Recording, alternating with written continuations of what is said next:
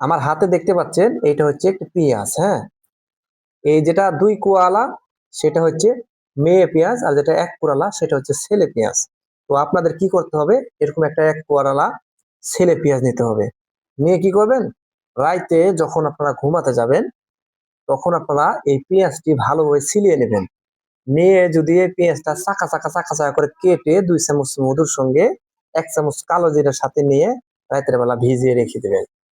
দিয়ে ঢাকনাতে ঢেকে দেবেন। যে সকালবেলা যখন আপনারা ঘুম থেকে উঠবেন, খালি পেটে বাসি মুখে যদি এই পেঁয়াজটা চেবিয়ে চেবিয়ে খেয়ে নিতে পারেন টানা 10 থেকে 15 দিন, তাহলে আপনাদের কি কি উপকার হতে পারে আমি আপনাদেরকে বলছি। যারা স্ত্রীর কাছে টাইমিং পান না, যারা শরীর দুর্বল, শরীর ম্যাচ ম্যাচ করে, আপনাদের প্রাইভেট অঙ্ক খাড়া হয় না, দাঁড়ায় না, মজা পায় না, এই সমস্যাটা আপনাদের দূর হয়ে যাবে। যারা বলে যে একদিনে শারীরিক সমস্যা দূর করতে পারবেন, একদমই ভুয়া কথা।